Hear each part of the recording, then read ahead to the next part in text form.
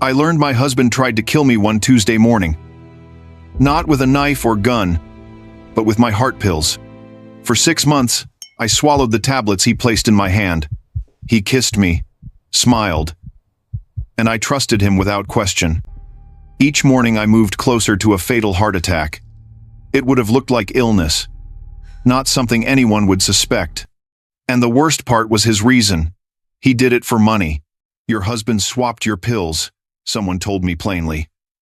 I almost couldn't believe those words at first. He wasn't trying to protect me or save our marriage. He wanted my money. He wanted my life insurance money. But Michael had no idea what I already knew. 3 weeks before I confronted him, I found the truth. I learned he had swapped my medication on purpose. I learned about his 2 secret lovers, hidden from me. I learned about the son he never mentioned to me. I found records showing he stole $200,000. I learned he planned to flee to Canada by himself. So I chose a path he would never expect. I did not shout. I did not beg. I called his mistresses, but not to fight them. I spoke 5 quiet words that changed everything forever. Let's destroy him together, I said, plain and steady. My name is Abigail, and this is my story. I turned his lovers into allies and watched him fall. Stay with me to hear how it all burned down. And if you want more stories like this, subscribe now. Now relax, and let me take you back to the start. Abigail's life looked like a perfect magazine photo. A pretty house on a street, lined with trees. A husband who kissed her gently every morning before work. A 7-year-old daughter who filled Abigail's days with light. Sunday mornings smelled like coffee and warm pancakes together. They never missed a Friday date night. Not ever. Wednesdays were for family games and loud, happy laughter. Outwardly, their marriage made other couples feel envious. People assumed Abigail's life was safe and blessed. But Abigail would soon learn that perfect often hides lies. Her whole life, it turned out, had been a lie. The sun had barely risen when she stepped outside. Abigail held her coffee cup and wore her robe. A silk scarf wrapped her hair, and her feet were bare. She noticed Michael's car still parked in the drive, her brow furrowed because he should have been gone. His flight left the previous night at 8 sharp. She walked toward the car, confusion tightening in her chest. There he sat, head back, asleep behind the wheel. Michael looked like someone who had slept deeply and well. Abigail tapped the glass and his eyes snapped open. For a heartbeat, he looked frightened, like a caught thief. Then he smoothed his face and showed that old smile. That smile had once made her fall completely and willingly. He wound down the window slowly, still smiling at her.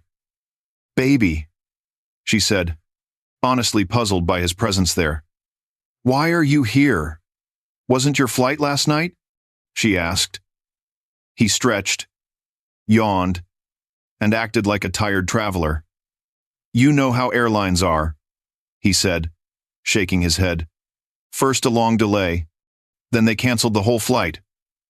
I didn't want to wake you coming in so late, so I crashed out in the car for a little while." Abigail's face softened. Sunbraid, rated on, and braided on. Her worry eased into relief. "Ah, baby, I'm sorry," she said, touching his cheek. "You work so hard for this family every single day." Michael kissed her hand and spoke with quiet affection. "I'm your husband. Caring for you feels like my blessing." He checked his watch and mentioned a conference call. "I'll join a call soon about rescheduling everything," he said. "Can we talk after that?" he asked gently, moving away. Abigail smiled and waved him off with warm trust. "Of course. Go handle it. I'll be fine here," she said. She turned toward the house feeling grateful and safe. But the instant she left his sight, his face changed. Michael's smile vanished, and a cold hardness took over. He grabbed his phone and typed quick, Sharp messages. That was too close. She almost saw us, he wrote. T. You must not leave my things in your car, he warned. Michael, stay low today. We'll meet at the session. He deleted the whole chat, erasing every trace instantly. Then he walked inside like nothing odd had happened. Inside, the kitchen smelled of turkey bacon and scrambled eggs. Soft gospel music played from Abigail's phone. On the counter, Abigail stirred at the stove, humming while she cooked breakfast. She felt truly happy in that gentle family morning. Joy, their daughter, burst in like a small hurricane.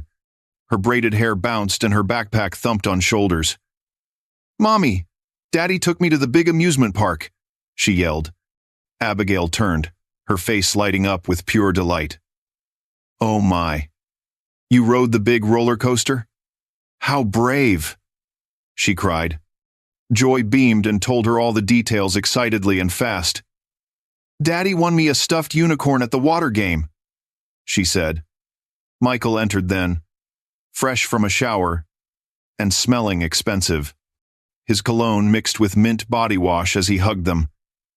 Abigail looked at him with such deep, visible affection.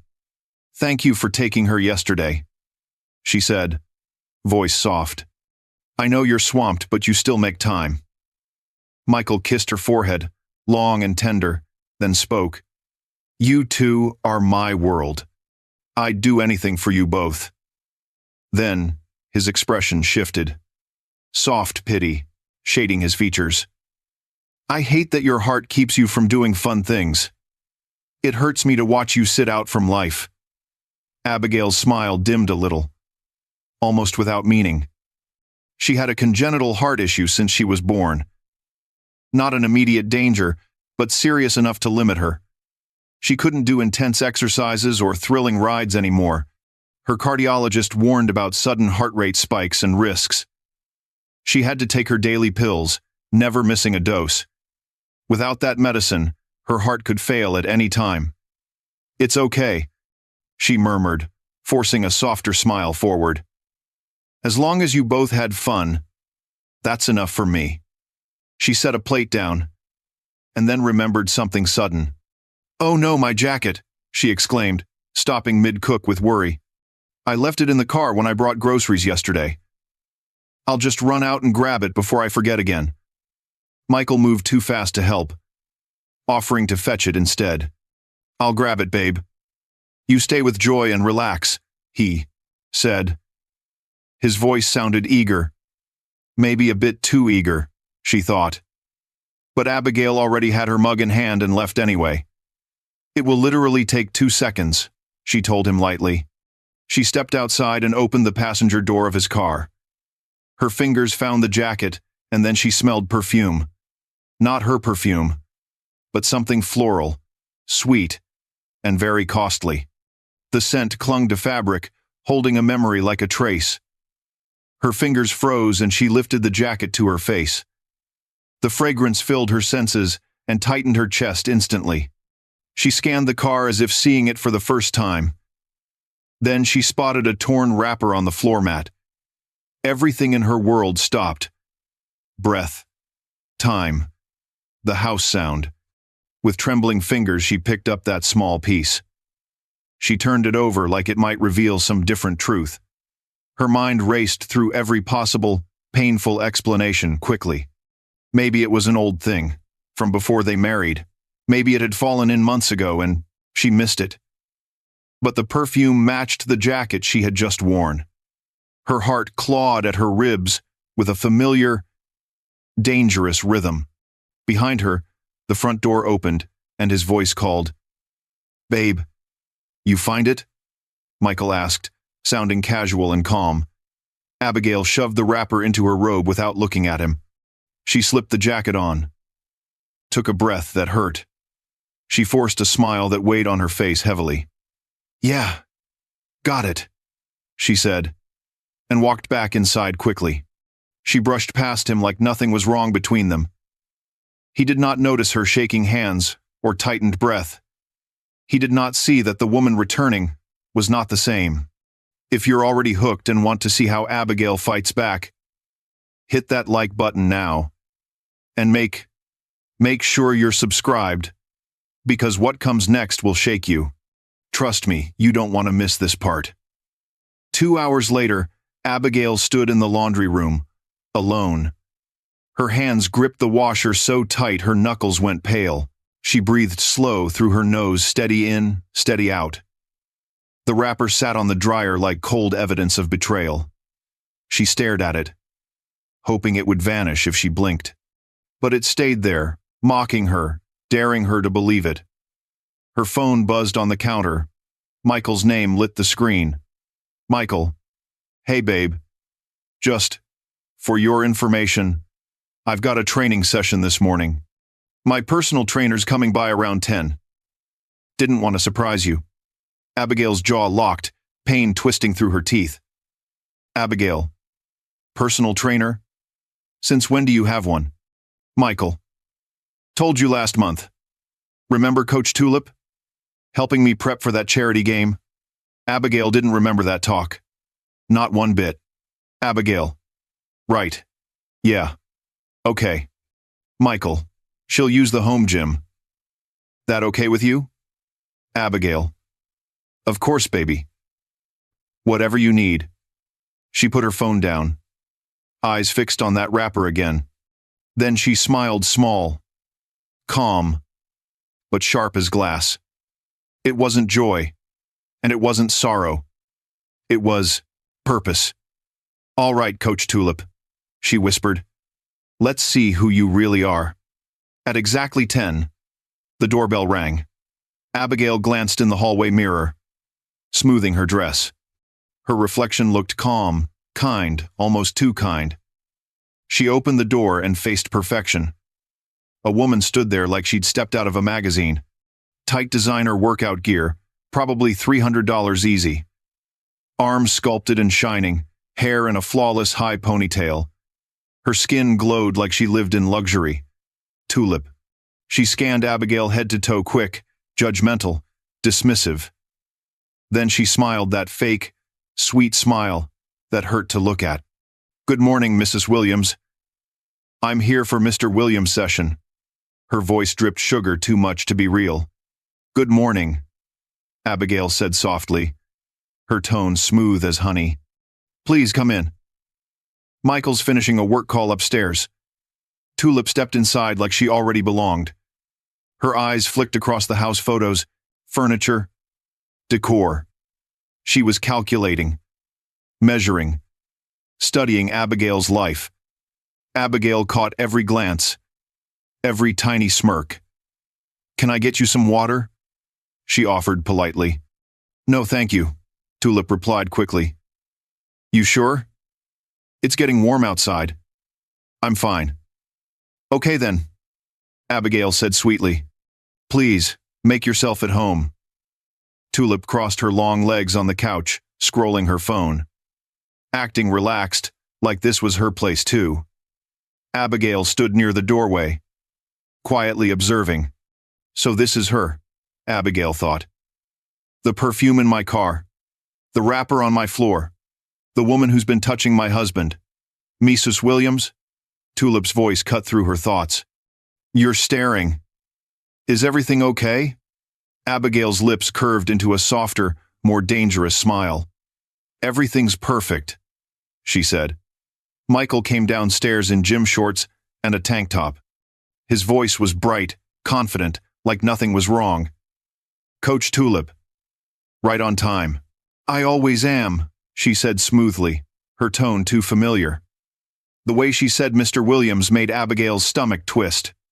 All right, let's get started, Michael said, heading for the gym. Upper body today.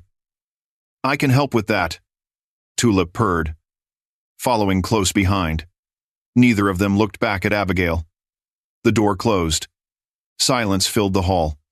At first, Abigail heard normal workout sounds, weights, clinking, counting. 7, 8, 9, 10. Good. Rest for 30 seconds. She almost walked away. Almost convinced herself she imagined it. Then she heard Tulip's voice, low, breathy, teasing. "You're getting so strong. Baby, I can feel it." Abigail froze. Her pulse hammered in her chest. She pressed her ear against the door. Michael's laugh followed. "You think so?" Tulip murmured. "I definitely feel it." Then silence. A different kind of silence. Heavy, charged, wrong. And then came the sounds, soft, rhythmic, unmistakable. Sounds that had nothing to do with exercise. Abigail's fists clenched so tight her nails bit her palms. Every part of her screamed to burst in, to destroy them. But she didn't. Not yet. She pulled out her phone, opened her voice memo app, and hit record. 45 minutes later, the door opened. Tulip came out. First flushed face. Messy braids. Glowing. Abigail knew that glow wasn't from training. Michael followed, smug and satisfied, wiping sweat with a towel. "That was a great session, coach," he said casually. "I'm really feeling the burn." "I bet you are," Tulip said with a sly smirk. Abigail stepped from the kitchen, smiling sweetly. "All done?" she asked. Voice steady, eyes calm. "Yep," Michael said. "Coach Tulip pushes me to my limits. She's amazing." "I'm sure she is," Abigail replied softly. Tulip reached for her designer gym bag. "I should head out." Abigail tilted her head. "Wait, Coach Tulip. It's so hot. Outside. Why don't you stay for a glass of iced tea first?" Tulip blinked, surprised. "Oh, that's kind. But I really should." "I insist," Abigail said, still smiling. "You've worked so hard with my husband. Let me return the favor." Tulip glanced at Michael. He shrugged. "Up to you, coach." Tulip hesitated, not wanting to look suspicious. "Sure. Thank you," she said, sitting back down carefully. They sat together in the living room, two women. One, secret. Abigail poured iced tea with lemon and mint, her motions smooth. Michael excused himself to shower, leaving them alone. Abigail slid a glass toward Tulip.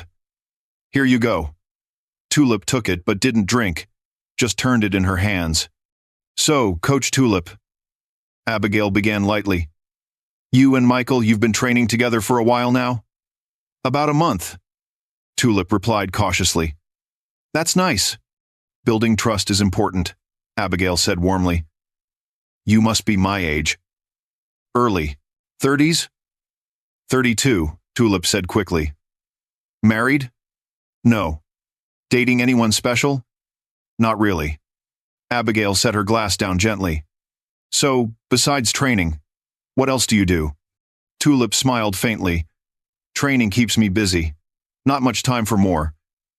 "Must be tough just one income these days," Abigail said kindly. Tulip's jaw twitched. "I do fine." "Oh, I'm sure you do," Abigail said sweetly. Her eyes flicked to the designer bag on the floor. "That's a Birkin, isn't it?" Tulip hesitated, just for a second. "Yeah, I saved up." "That's impressive," Abigail said, still smiling. "They cost, what, 15? 20,000? You must be good with money." "I like nice things." "So do I," Abigail said softly. "I've got a closet full of them. Michael loves spoiling me." She leaned forward. "Maybe we should go shopping together sometime." Tulip stood suddenly, her voice shaky. "Actually, I just remembered an early appointment. I should go." "Oh, that's a shame," Abigail said calmly. "We were having such fun. Thanks for the tea, Mrs. Williams." Abigail followed her to the door, still smiling. She watched as Tulip nearly ran to her car and sped away. And in that moment, Abigail knew this was only the beginning. The moment Tulip's car turned out of the driveway, Abigail shut the door, locked it, and leaned her back against it for a breath. The air in the house felt heavier, different, like the walls themselves were holding secrets. She didn't move for a few seconds, just stood there in silence, the echo of Tulip's fake smile still floating in her head. Then, slowly, she walked upstairs. Abigail's steps felt mechanical, almost robotic. When she reached her bedroom, she didn't stop there. She went straight to her walk-in closet, her favorite room once upon a time. The place she used to step into whenever she needed comfort, beauty, or a reminder of how lucky she thought she was. Rows of handbags lined the custom shelves, each placed perfectly. Shoes sat in their boxes, labels facing outward. Jewelry glimmered softly under the LED lights, organized in neat velvet trays. Everything looked expensive, elegant, perfect like her life used to look. But something deep inside her whispered, "Look closer." She reached for her favorite Chanel bag, the one Michael gave her on their 7th anniversary. Black quilted leather with gold chain straps. She unlatched the flap and checked the logo inside. Her eyes narrowed. Something was off. The stitching didn't look right. The gold logo felt rough beneath her fingertips.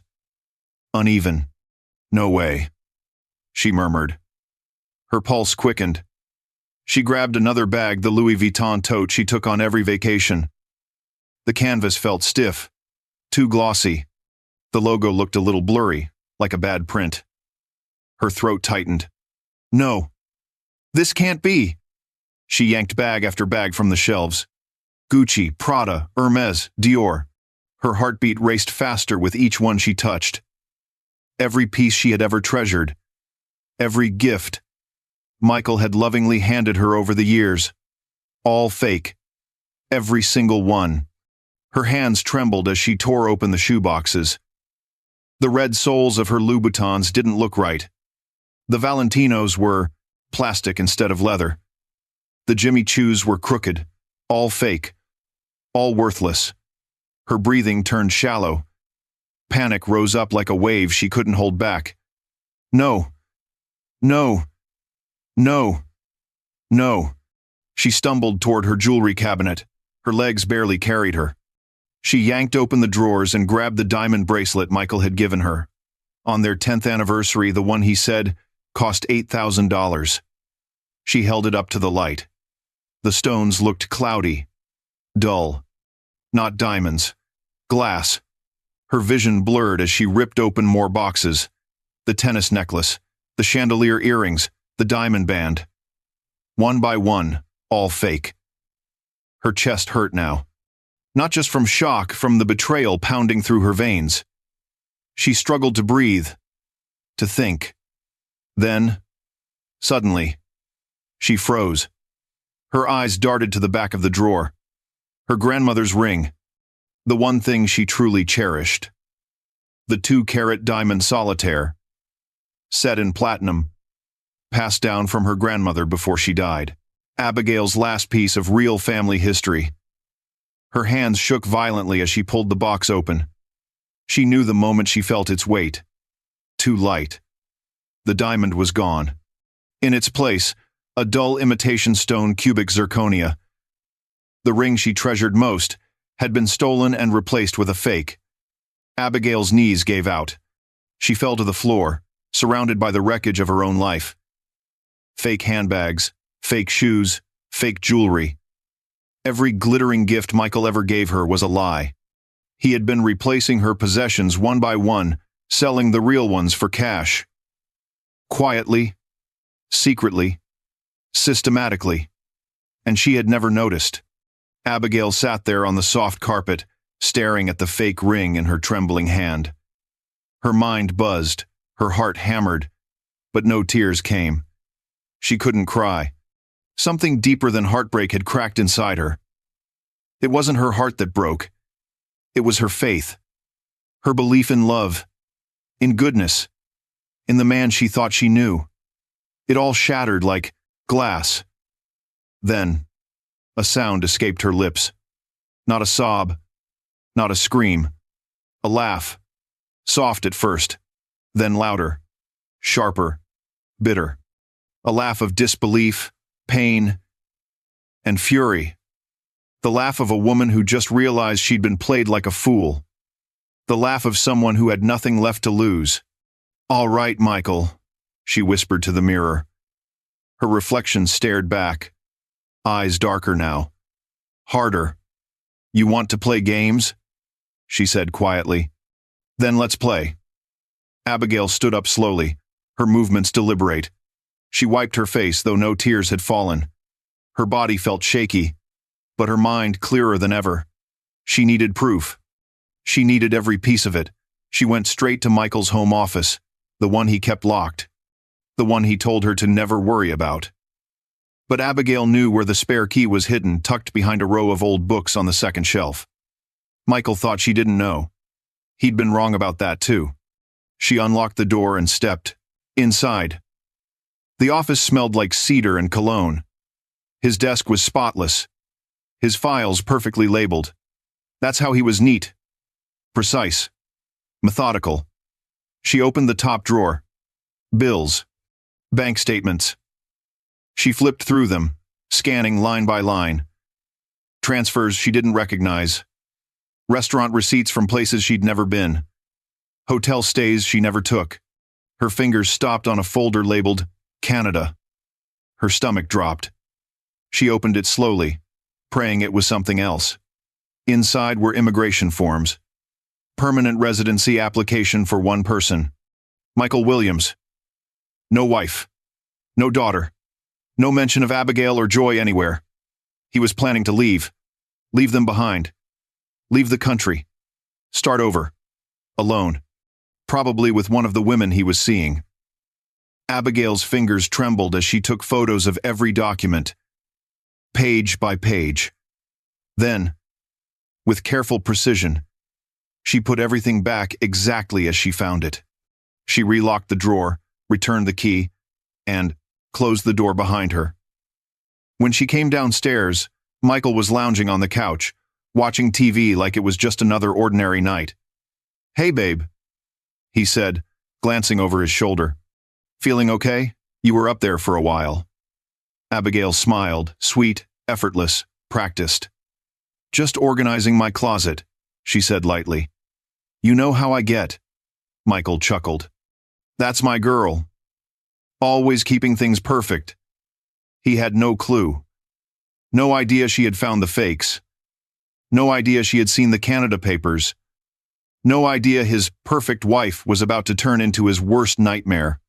If you're not subscribed yet, I'm telling you now's the time. Because Abigail's about to go full boss mode. And what comes next is pure fire. That night, Abigail lay in bed pretending to sleep.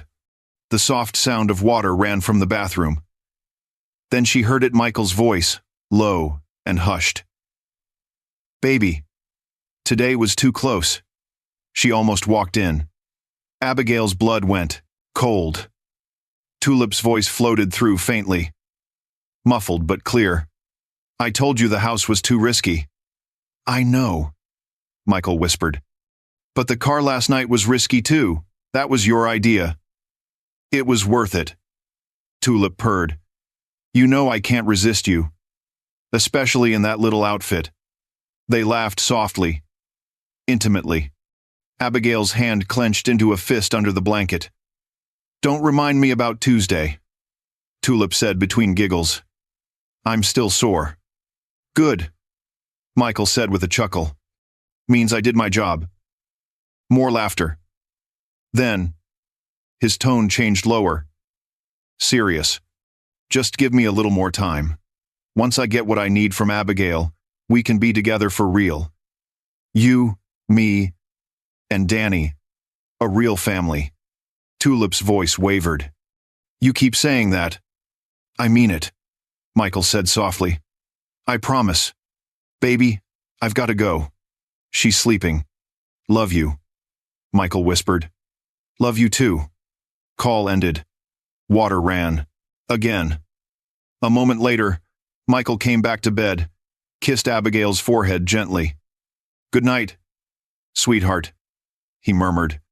Abigail stayed perfectly still, her breathing even.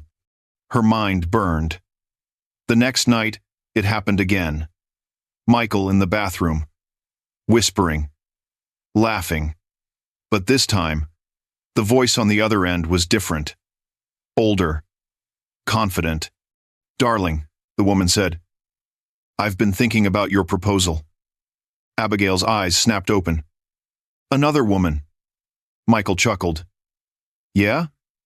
And what do you think? Beautiful?" "I think you're very persuasive," she replied smoothly. "But 200,000 is a lot of money." Abigail's heart pounded. "Veronica," Michael said, his voice silky. "I know it's a lot, but this business deal is solid. Once it's set up, we'll never have to hide again." "Are you sure about the return you promised?" Veronica asked.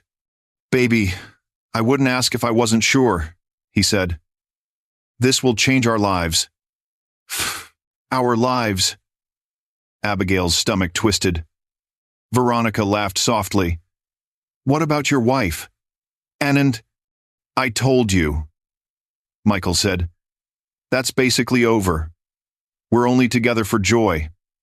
But once this takes off, I'm filing for divorce." Lies. Every word. "All right, darling," Veronica said.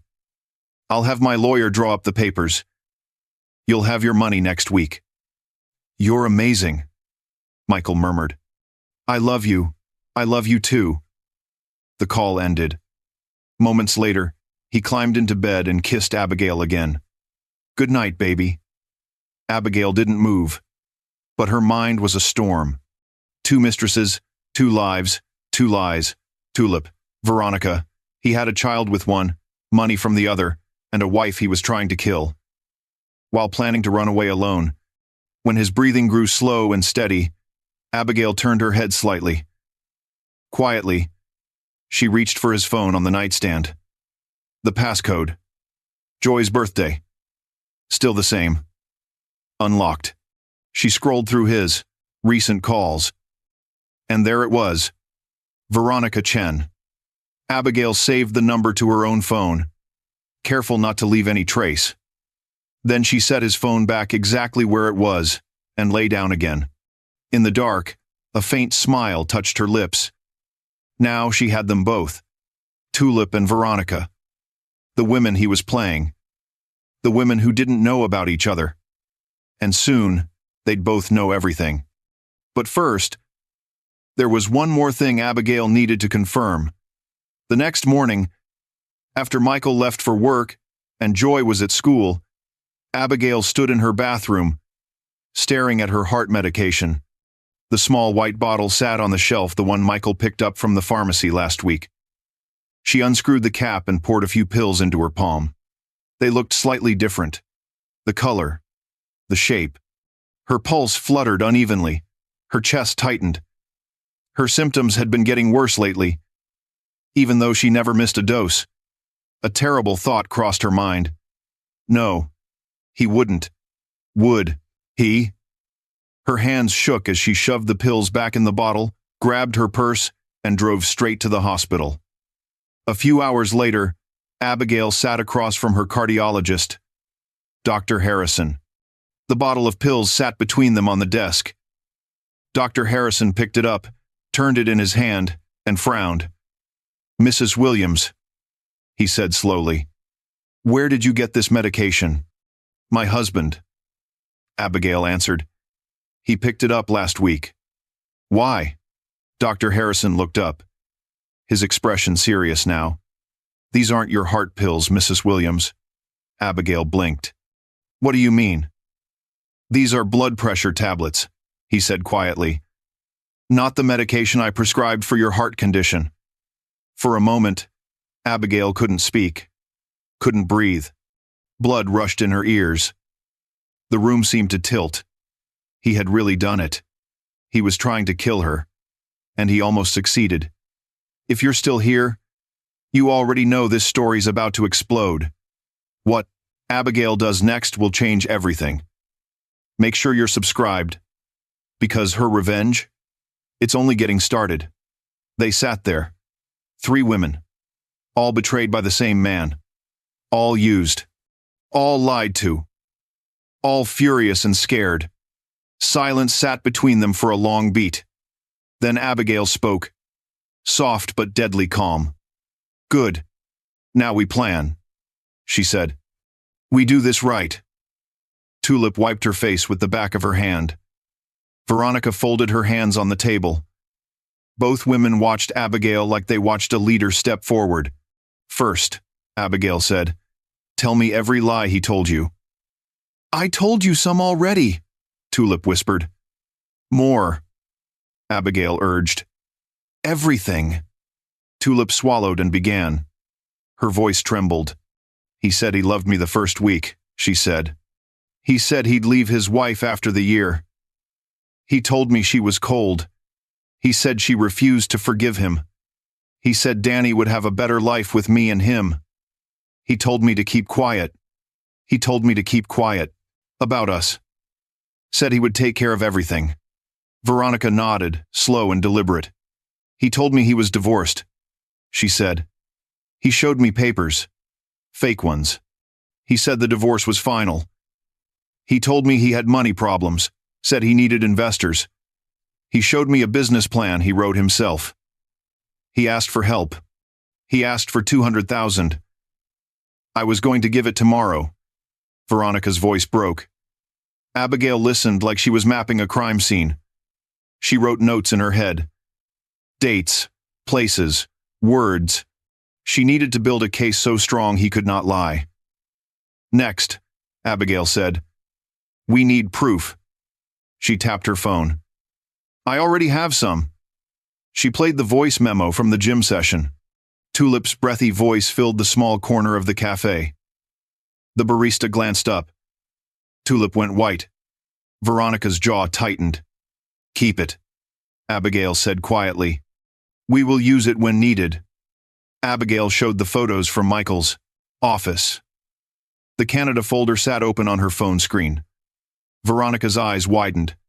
Tulip's hand flew to her mouth. He planned to leave us, Veronica whispered. Just take the money and go, Tulip hissed. Abigail folded her hands and leaned forward. We will expose him. Publicly. And legally. He will not run and hide this time. They spoke for hours. Each secret came out like paper from a drawer. Michael's lies stacked up like bricks. Wife, mistresses, child, theft. Plans. Every story had dates. Names. Places. Proof. Abigail made a list right there. Police, lawyers, press, social, school, client lists, bank audits. She wanted everything. She wanted the truth to follow him wherever he ran. First step, she said, is lock down the money. Where does he hide it? Veronica asked. Tulip shook her head. He keeps a safe at his office. He uses an app for transfers. Abigail nodded. We freeze the accounts. We raid the safe. We stop his escape. Veronica fumbled with her purse and pulled out an envelope.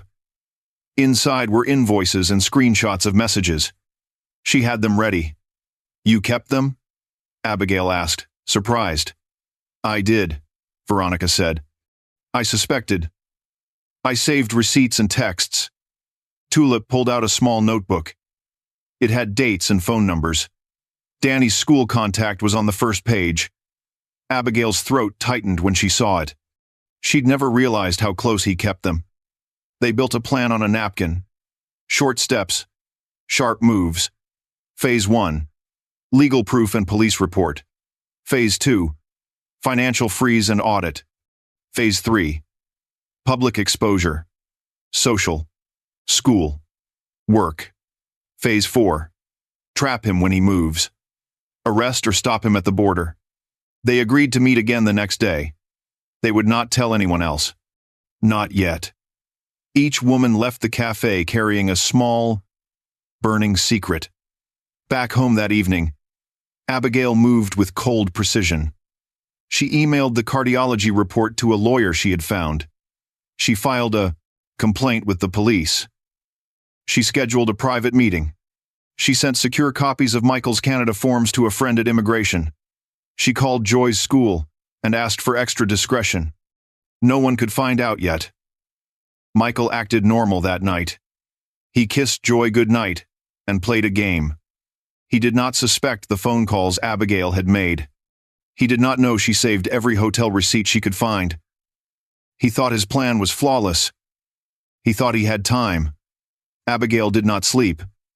She prepared a file for the detective. She printed the voice memo. She burned copies onto a secure drive. She printed bank statements and matched them with the items she found. She prepared a neat stack that would become a legal tornado. The next morning, the detective came. He wore a plain suit and tired eyes. Abigail handed him the medical report and explained calmly. She told him about the pills, about the switch, about the danger. She handed the voice memo a second time. She watched him listen. He raised his head and looked at her. "This is bad," he said. "It's criminal," he added. "We need to investigate." They opened a case number. The detective promised urgency. Abigail felt a small, fierce relief. Someone outside the house knew now. Someone who could make him accountable. Abigail's phone chimed the moment she walked back to her car. It was a text from Tulip. "I gave Danny to my sister today." Abigail smiled at the message and typed back, "Good. Stay safe." That afternoon, Veronica sent Abigail a file. "Evidence," she wrote. "Screenshots. Bank transfers. Promises. Names of people who could verify meetings." Abigail felt the net tighten around Michael, like the slow closing of a trap. They set a meeting for the weekend. A lawyer would be present. The detective would ask questions. They would move fast. At home, Michael took a call. His face lit up. Veronica's voice sang in the phone. He smiled and promised her the money would be ready.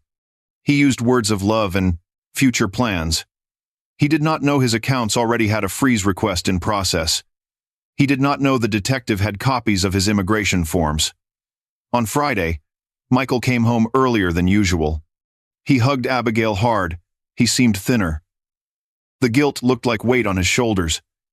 He said he had a busy week and needed rest.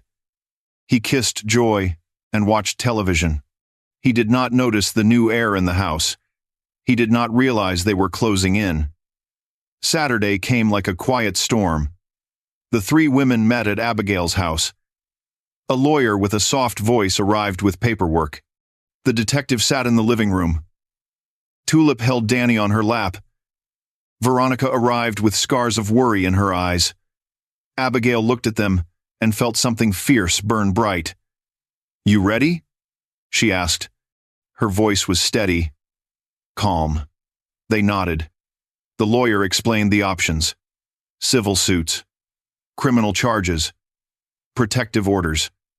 The detective explained how the police would work.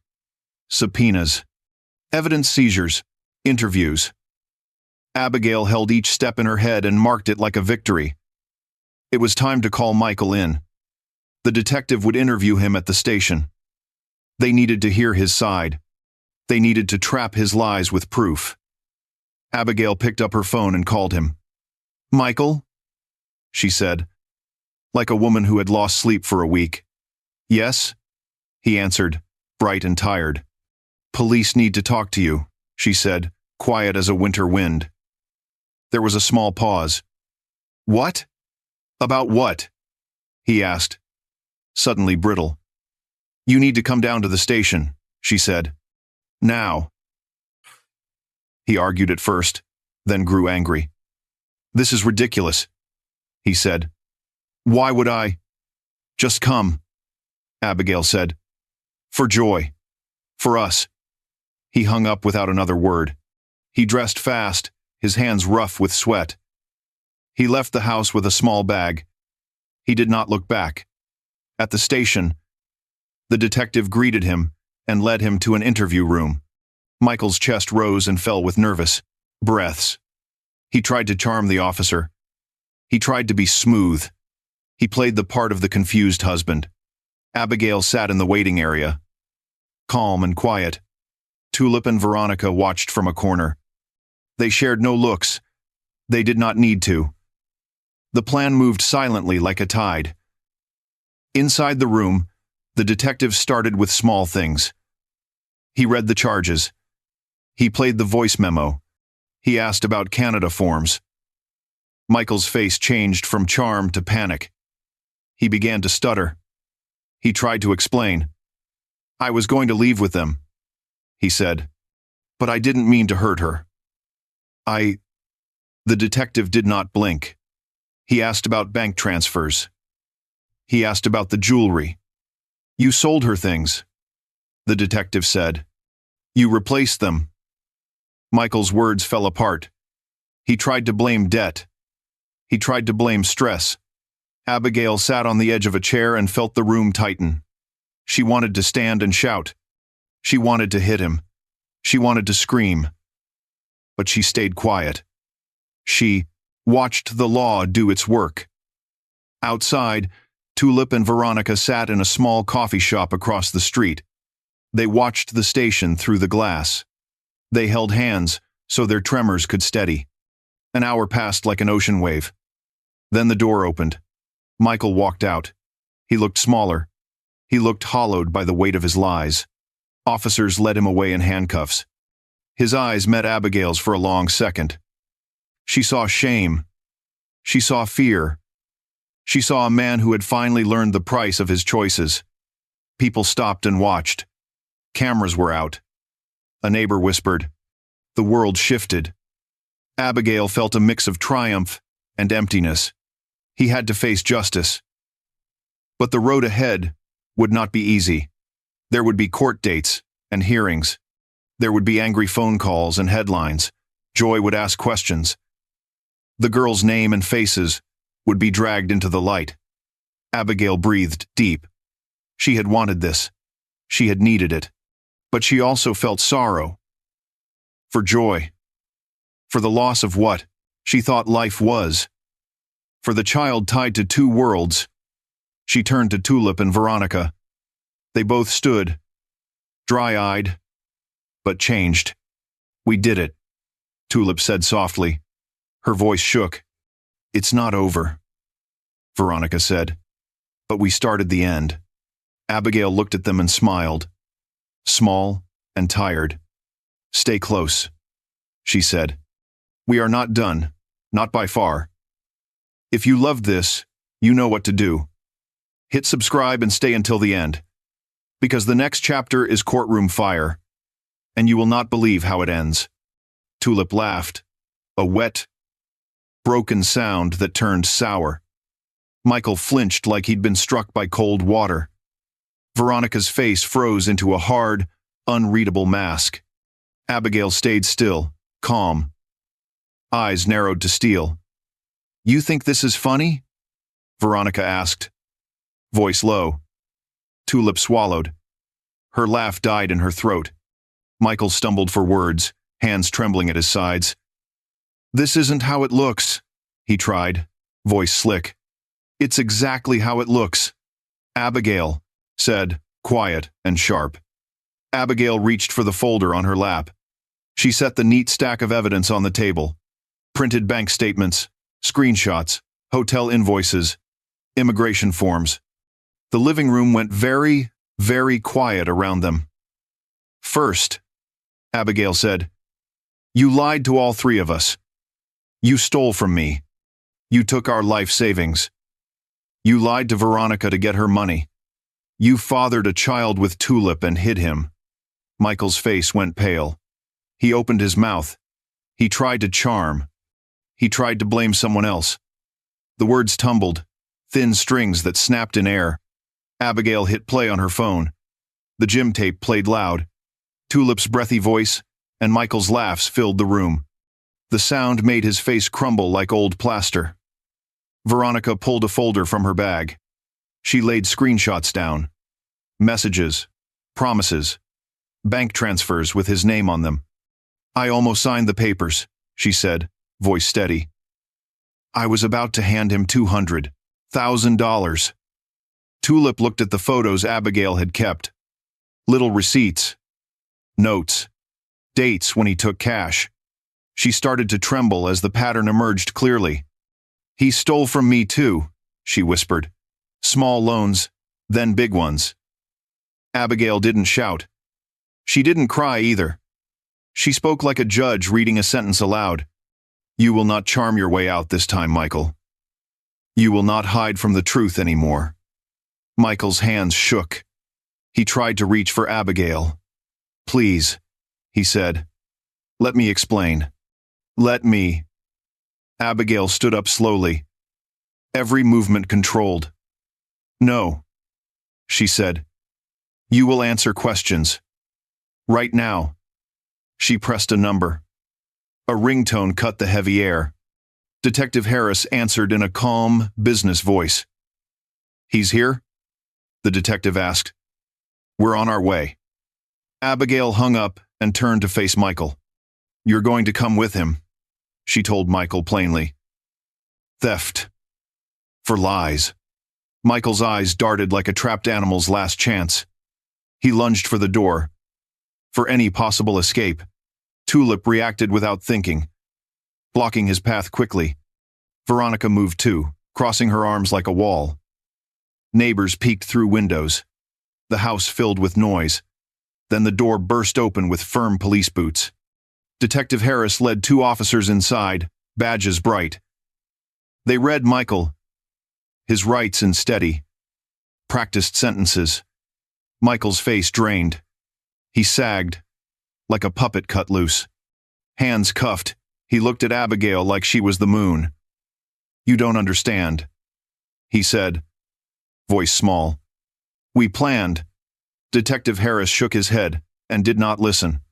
He guided Michael to the car without drama or mercy. The news spread faster than Abigail thought possible. A neighbor filmed with a phone and posted it online. Within hours, the story began to ripple through the neighborhood.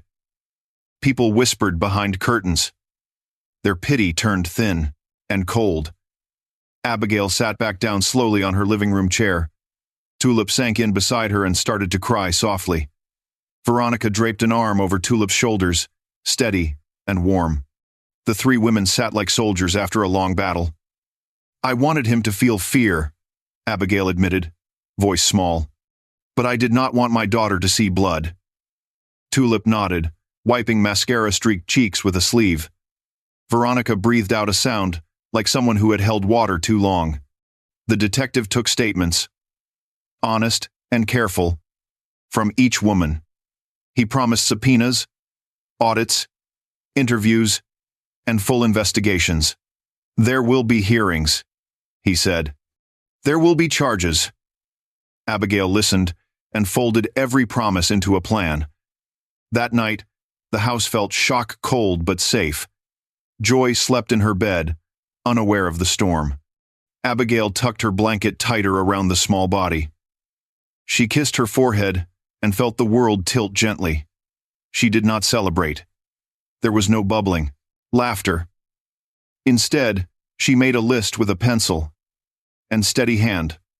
Lawyers, school notices, press statements, custody plans, security steps.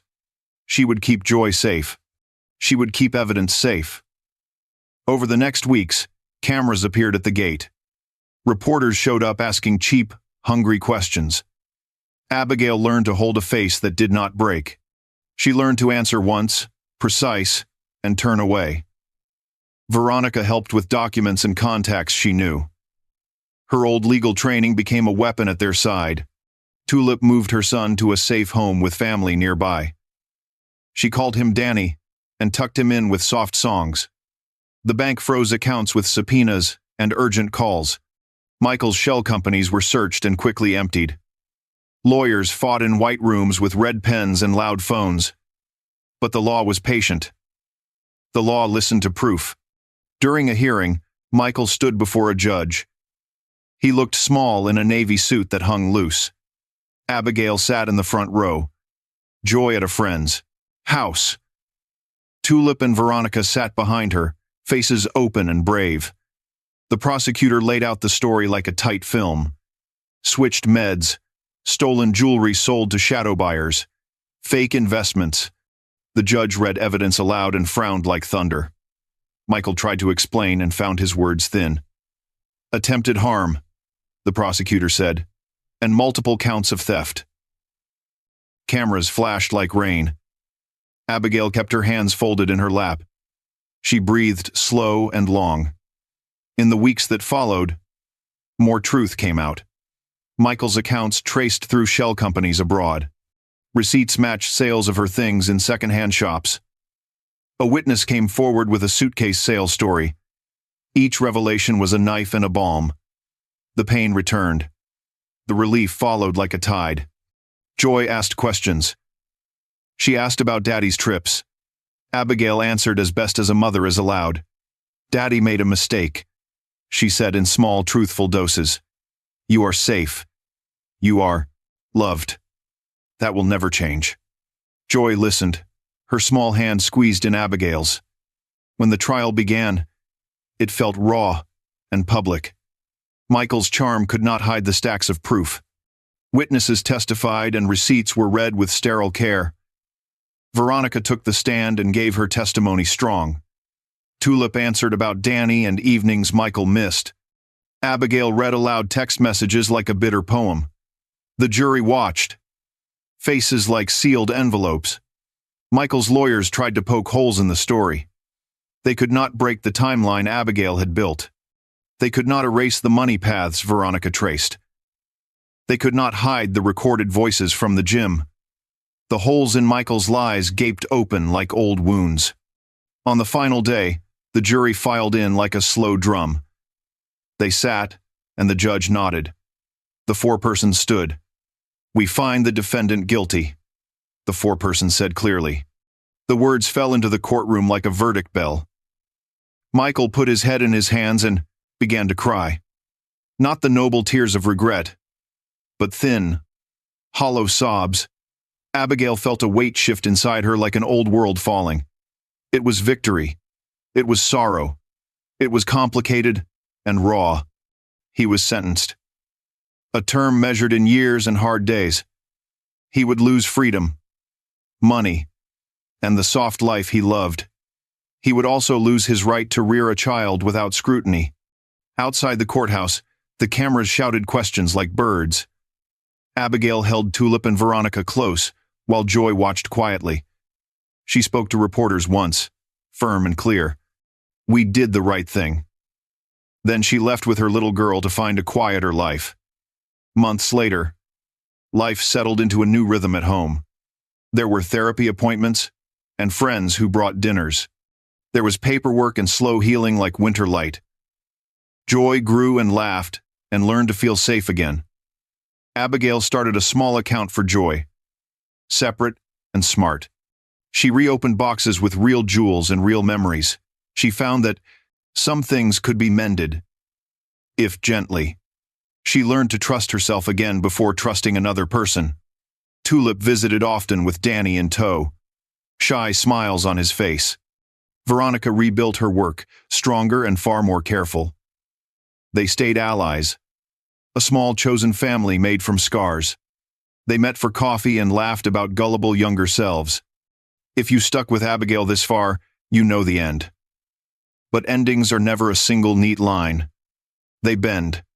This one bent toward safety, truth, and a new start. If you want the courtroom clips and proof files I used, comment below. And if you haven't subscribed yet, do it now. Because Abigail's next steps, they will surprise you in a good way. Sharp. Painful. You lied to every one of us, Michael. For years. That's not true, Tulip, he begged. Baby, you know I love you. Don't call me baby. Tulip shot back, voice breaking. Don't you dare. Michael swung toward Abigail, desperate now, eyes wild with fear. Abigail, sweetheart. I don't know what this is. But listen. You have to believe me. These women are what? Abigail asked. Voice calm. Too calm. Your mistresses. Your victims. Your marks. His mouth opened, then closed. No words came, only panic. "Let me tell you what I know," Abigail said. She set a folder on the table and flipped it open. "You've been with Tulip for 8 years. That's an affair. You have a 4-year-old son with her. His name is Danny." "Abigail," he started, reaching. "I'm not finished." She cut in, eyes like ice. She lifted a photo and held it where he could see. "You've been with Veronica for 2 years," she continued. "You told her you were divorced." "That was a lie. That's a misunderstanding," Michael muttered, throat tight. "I'm still not finished," Abigail said, voice razor sharp. She slid another document onto his lap. Steady and slow. "You stole from our joint account. $260,000. Gone," she added. Each letter, a hammer strike. His jaw knotted. He could not meet her eyes. "You replaced my jewelry with fakes and sold the real pieces.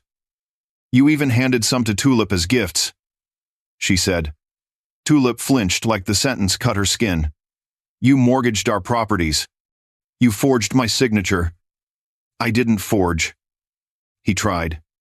"Yes, you did," Abigail snapped, tossing the mortgage pages.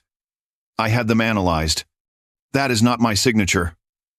Michael stared down at the papers, color draining away. "And the best part," Abigail added with a vicious smile, "you applied for permanent residency in Canada for one person. You planned to take Veronica's $200,000 and vanish." She threw the Canada application. It hit his chest, slid down. He looked at it and went deathly pale. He was caught. "So, here's what's going to happen," Abigail said evenly. "You will sit there and listen. If you interrupt once, I call the police. Right now." His mouth snapped shut. He nodded, breathing hard through his nose. "Veronica," Abigail said, never looking away from him. "Tell him." Veronica stepped forward, spine straight, voice like glass. "I've already contacted my lawyers," she said, calm and cold. "The $200,000 you wanted? I froze every account. I called every business contact you met through me," she added. "I told them the truth about you, every dirty detail." Michael's eyes went wide, panic creeping toward the edges.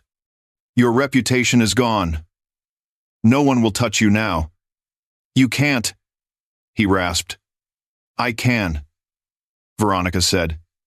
"And I did." Tulip stepped up next, wiping her face. Hands shaking. "I called a lawyer, too," she said, voice trembling. "I'm filing for child support for Danny. 8 full years." "Don't. Tulip. Please." 8 years, Michael," she said. "The math is 96,000. Quote, plus interest," she added, and he actually gasped. "And I'm taking you to court for fraud," she continued. "All those loans you took? I kept records. All of them. Texts.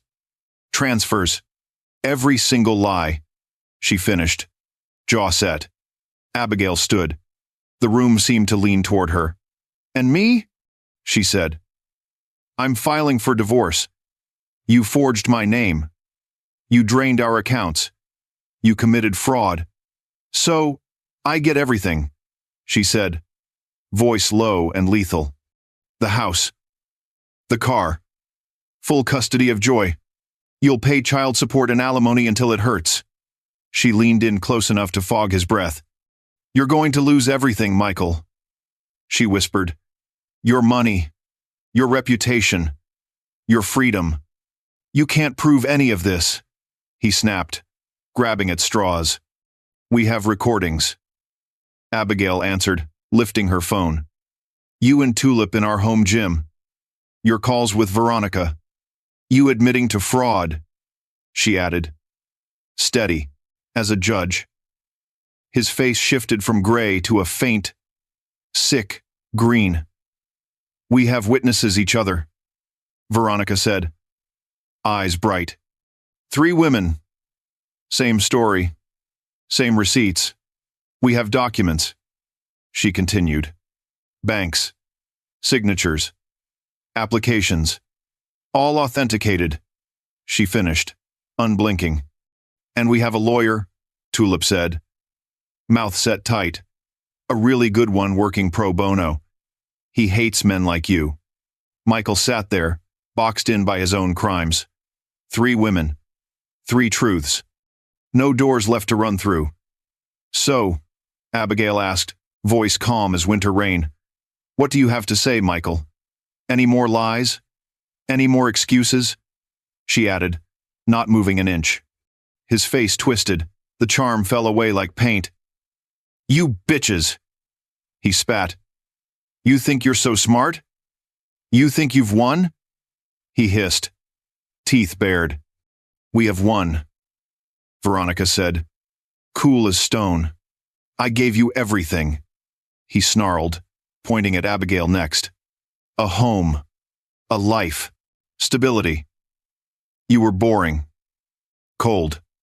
You stopped trying, he shouted. So I stopped trying. I cooked for you daily, Abigail answered, voice like a blade. I cleaned. Raised your daughter. Carried your fake business. What more did you want? She demanded, eyes burning. I wanted a woman, not a maid, he sneered. Tulip stepped forward, rage shaking her shoulders. And me? She asked. What was I to you? Michael laughed. He actually laughed in her face. You? He said. You were easy.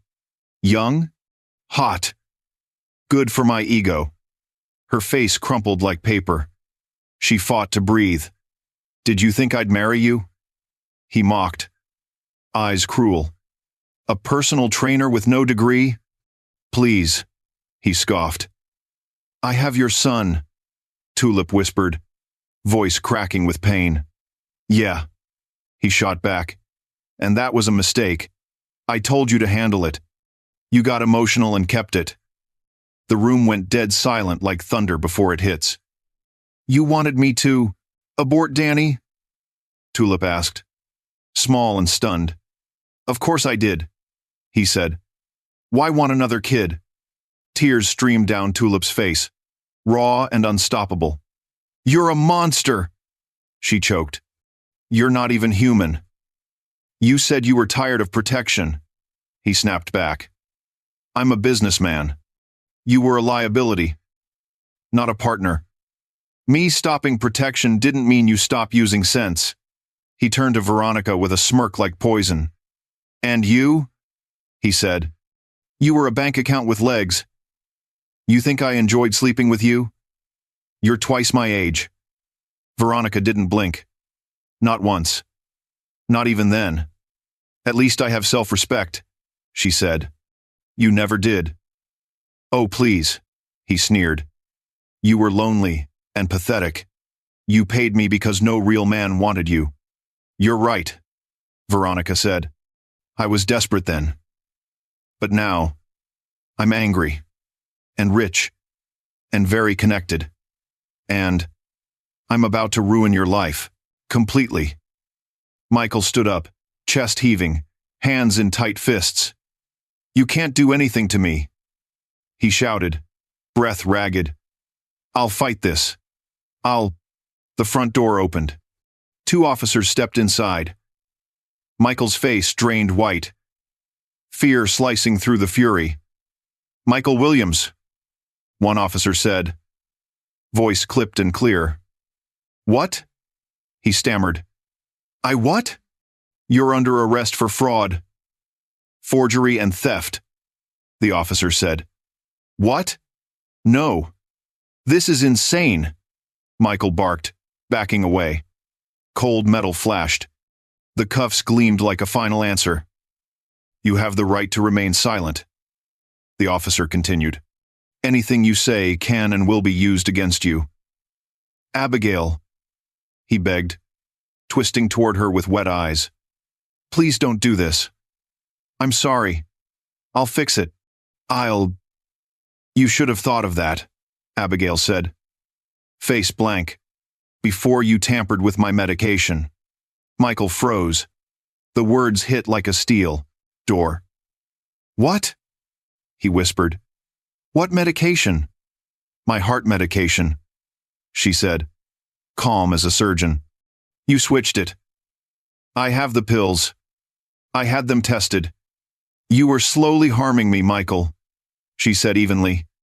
You planned to make it look like natural causes. His lips trembled. His mouth found no defense. I never, he sputtered.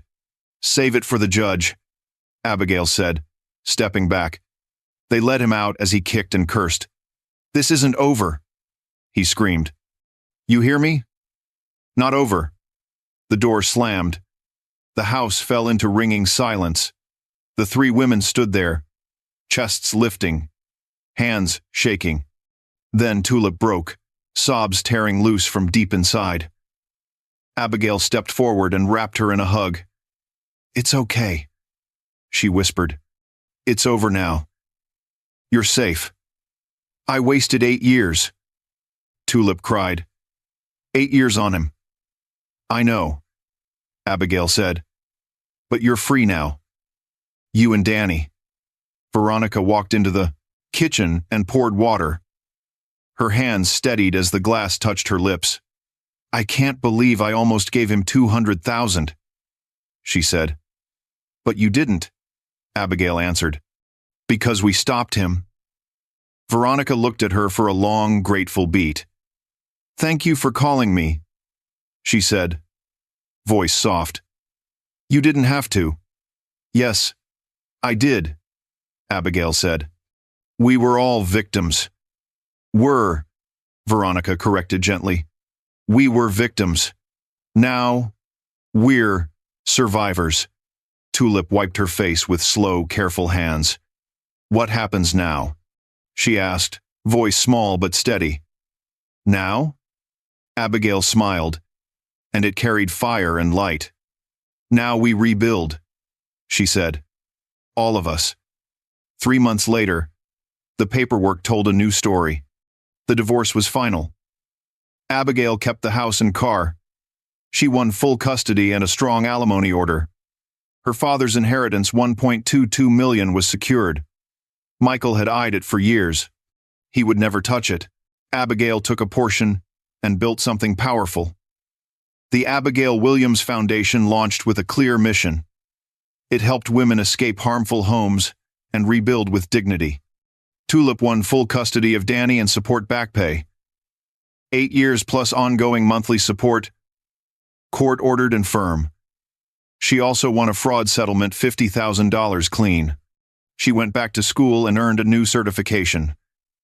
Physical therapy became her path, and business soon boomed. Veronica turned pain into a sharp, steady voice. She wrote a book. Scammed.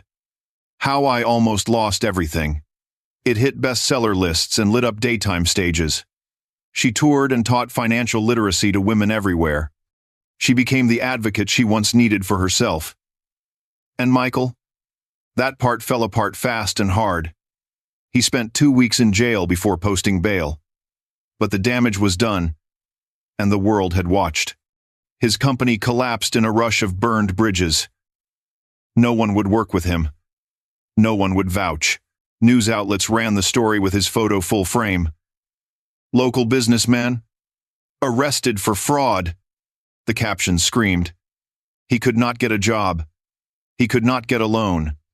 Debts piled like bricks, fees, alimony, child support, restitution. Over $400,000 he could no longer hide. His lawyer called one. Bleak Tuesday afternoon, voice flat. Michael, if you don't find at least $100,000 in 30 days, you're going to prison. Real prison. 5 to 10 years. Michael sat in his tiny studio, the only place he could afford.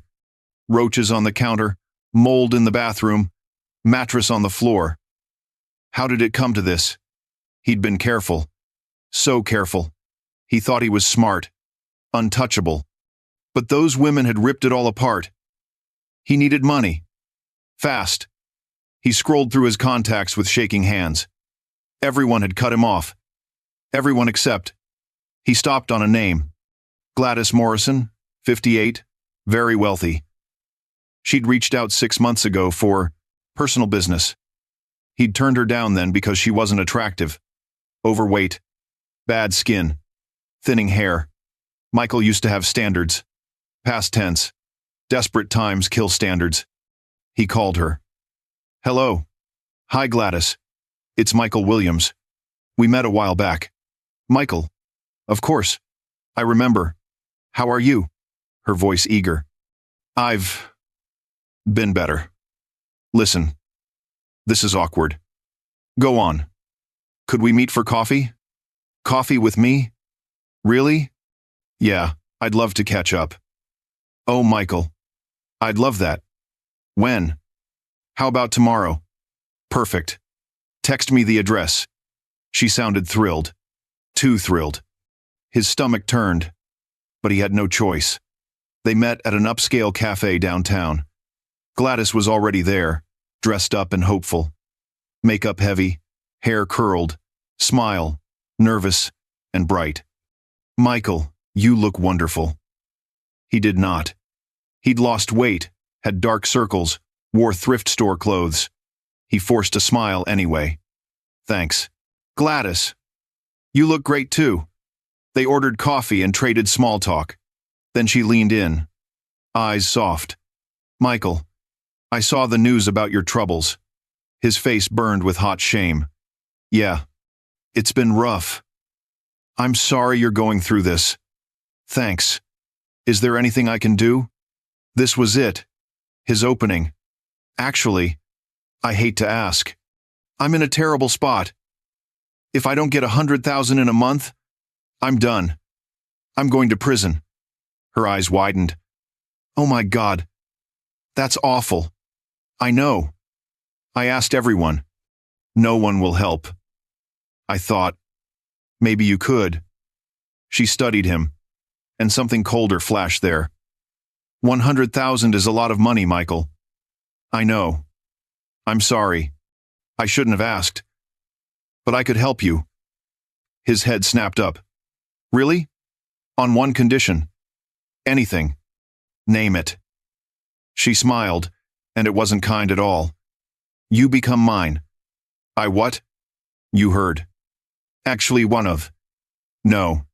No that. Me. I'll give you the 100. In exchange, you belong to me. His throat went dry. What does that mean? You're my boyfriend, she said, almost purring. My arm candy. My companion. Whatever I want. Whenever I want it. For how long? Until I say we're done. He felt sick. But the alternative was prison. 5 to 10 years. He wouldn't survive that. Okay. He whispered. Okay. I'll do it. Her smile widened. Wonderful. We start tonight.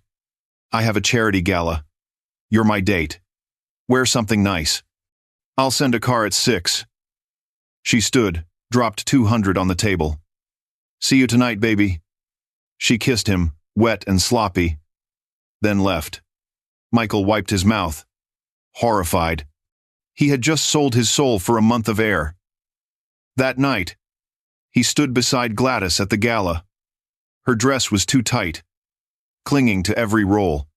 Perfume heavy, makeup thick, her hands on him constantly. This is my boyfriend, Michael, she told everyone. People stared. Some looked confused. Some looked entertained. Some pitied him because they knew the story. They all knew. Michael Williams, once a rising star, now a rich woman's toy. He smiled anyway. He held her hand on command. He kissed her cheek when she asked, and acted pleased. This was his life. This was the cost. And then he saw Abigail across the room. She stood with Veronica. Beautiful, confident, alive. Abigail met his eyes and smiled. Not a kind smile. A knowing one. A smile that said, "You did this to yourself." He looked away, burning with shame. "Come on, baby," Gladys cooed, braining. "Lattice, let's dance." And Michael, who thought he outsmarted everyone, danced. He danced with a woman he didn't want and couldn't leave. He danced because he had burned every bridge behind him. He had betrayed everyone who ever cared. Now he paid the price. Not in money, not in time, in dignity. Honestly, that was the punishment that fit. 6 months later, Abigail stood in her new office. The Abigail Williams Foundation had helped over 200 women. Women escaping danger. Women rebuilding from ashes. Women learning to stand tall again. Joy was thriving, happy, steady, safe. And Abigail had never felt more alive. She even started dating again. Slow and careful. Nothing serious. Just learning herself outside Michael's shadow. She reconnected with old friends, picked up painting again. She traveled. She breathed. She lived. That afternoon, Tulip stopped by with Danny. "Auntie Abigail, he cried, hugging her legs. Abigail laughed. "Hey, buddy. You're getting so big. Mommy says I'll be tall like Daddy." Tulip's face tightened, then smoothed into a smile. "That's right, baby. Go play with Joy." The kids ran to the playroom, laughter trailing behind. "How are you?" Abigail asked, pulling Tulip close. "Good. Really good," Tulip said, eyes bright. "My practice is booming. I hired 2 more therapists. That's wonderful. And I'm seeing someone." "Really?" Tulip blushed. "His name is Marcus. He's a teacher. He's kind, patient, and he loves Danny. I'm so happy for you," Abigail said warmly. "Me too," Tulip breathed. "I can finally breathe again." An hour later, Veronica swept in, glowing. "Ladies, I have news." "What news?" Abigail asked, smiling already. "My book is becoming a limited series," Veronica said. "Netflix picked it up." Tulip screamed. "No way." "I know." Veronica laughed. They hugged and spun. 3 women once torn apart by one man's lies. 3 women who built something beautiful together. "Have you seen him lately?" Tulip asked quietly. They knew who she meant. "I saw him last week," Veronica said, "at a restaurant with Gladys." "How did he look?" "Miserable," Veronica replied without joy. She ordered for him, told him what to wear, treating him like a pet. Abigail should have felt something pity, maybe regret. She felt nothing. "He made his choice," she said simply. "He made many choices," Tulip corrected gently. "Bad ones. Now he lives with the results." They fell quiet, letting the truth sit with them. Then Veronica lifted her glass, chin high. "To consequences." Abigail raised hers. "To freedom." Tulip lifted hers last.